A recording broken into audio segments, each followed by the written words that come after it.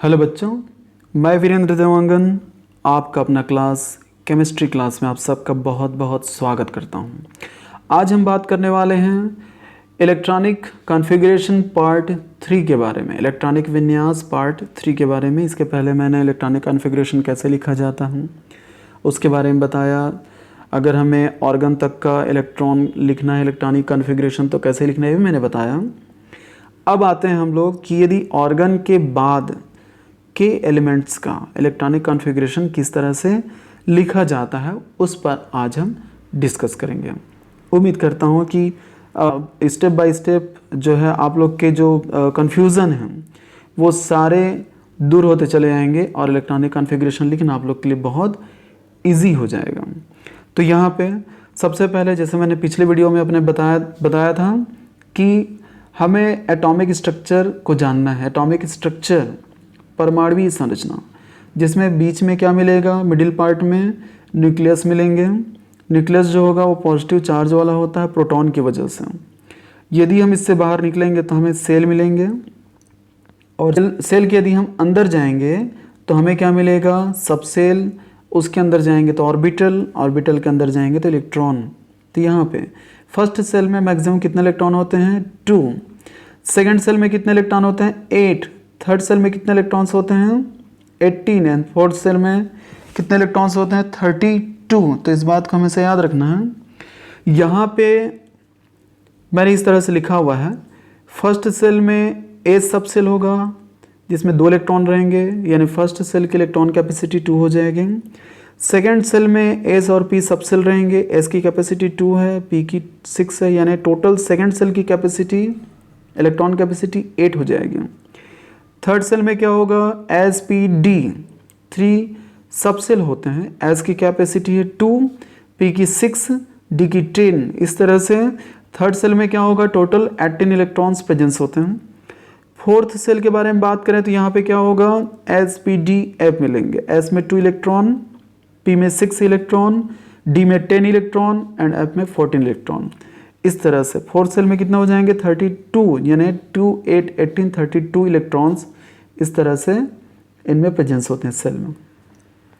लेकिन सबसे पहले इलेक्ट्रॉन किस में जाएगा, तो फर्स्ट सेल में जाएगा। फर्स्ट सेल की जो स्टेबिलिटी होगी इलेक्ट्रॉन की वो सबसे ज़्यादा होगी। रीज़न ये है कि यहाँ पे एनर्जी सबसे कम होती है।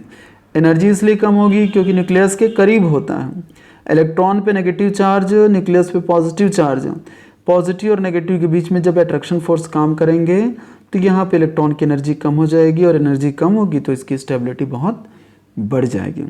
इस तरह से इलेक्ट्रॉन फर्स्ट सेल में आएगा, फिर सेकंड सेल पे आएगा, फिर थर्ड सेल पे आएगा, उसके बाद फोर्थ सेल पे आएगा। तो इलेक्ट्रॉन इस तरह से कंटिन्यू भरते चले जाएंगे। ऊर्जा के बढ़ते क्रम में, एनर्जी के इंक्रीजिंग ऑर्डर में जब इलेक्ट्रॉन को भरे जाएंगे तो जो भी हमें कॉन्फ़िगरेशन मिलेगा, विन्यास मिलेगा, उसी विन्यास को हम इलेक्ट्रॉनिक कॉन्फ़िगरेशन या इलेक्ट्रॉनिक विन्यास कहते हैं। क्यों? क्योंकि ये जो विन्यास हमारा है ये इलेक्ट्रॉन का विन्यास है।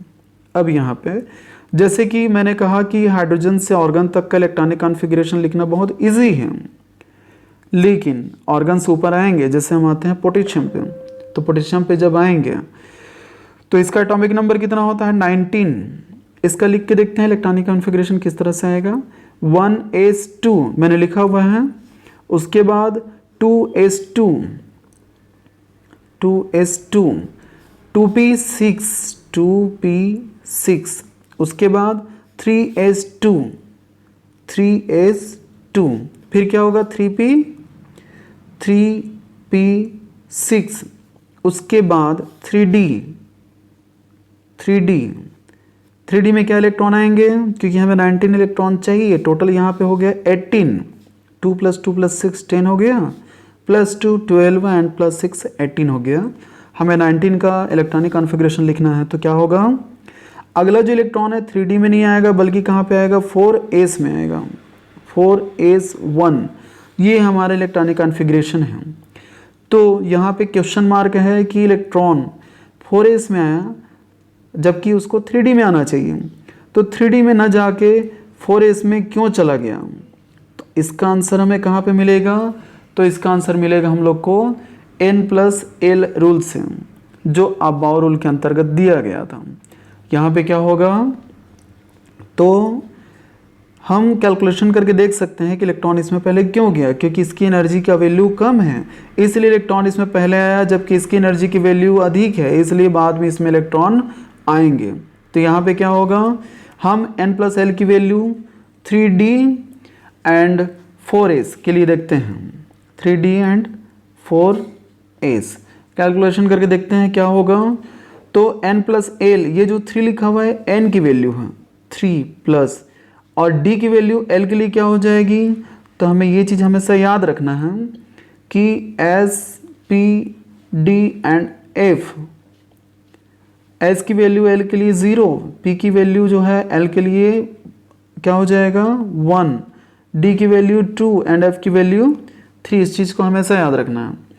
तो हमें क्या करना है, d की वैल्यू l के लिए क्या हो जाएगा 2, यहाँ पे आंसर कितना आया टोटल 5। अब 4s के लिए देखते हैं, तो 4s में क्या होगा, n की वैल्यू इसके लिए 4 हो जाएगा 4s के लिए प्लस, अब s की वैल्यू l के लिए क्या हो जाएगा, तो यहाँ पे क्या s की वैल्यू 0 है इज इक्वल टू क्या होगा यहाँ पे 4। तो ये चीज़ यहाँ पे क्लियरली समझ में आ रहा है कि ये वैल्यू कम है और ये वाला वैल्यू अधिक है। तो यहाँ पे हम क्या करेंगे, ये बोलेंगे कि इसकी जो एनर्जी है वो हाई है, हाई एनर्जी, जबकि ये क्या है लो एनर्जी है। तब क्या होगा, हाई एनर्जी में कोई भी इलेक्ट्रॉन जो होते हैं वो अनस्टेबल होते हैं, लो एनर्जी में क्या होता है स्टेबल होता है। तब जो इलेक्ट्रॉन है वो स्टेबल होने के लिए लो एनर्जी वाले में जाएगा, 4 वाले में, यानी किस में जाएगा 4s में जाएगा।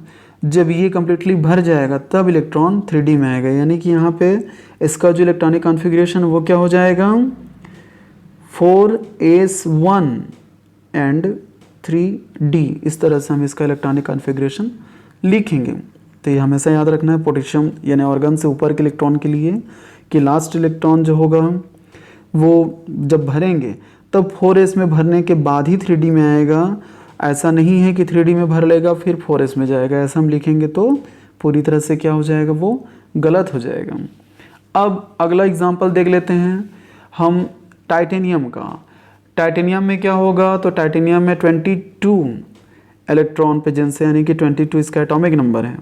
लिखते हैं हम 1s2, 1s2 भर गया तो क्या हो जाएगा 2s2, 2s2, फिर क्या होगा 2s2 के बाद 2p6, 2p6। अब कहाँ पे आएंगे थर्ड सेल पे आएंगे 3s2, 3s2, फिर क्या होगा 3p6 यहाँ पे, फिर कहाँ क्या यहाँ पे आएगा 3d, 3d हम लिखेंगे तो नहीं। सबसे पहले हम क्या लिखना, हमें क्या लिखना पड़ेगा, जो इलेक्ट्रॉन है यहाँ पे टोटल हो गए 18, हमें अगला इलेक्ट्रॉन किस में फिलअप करना है तो 4s में, यहाँ पे हो गया 20।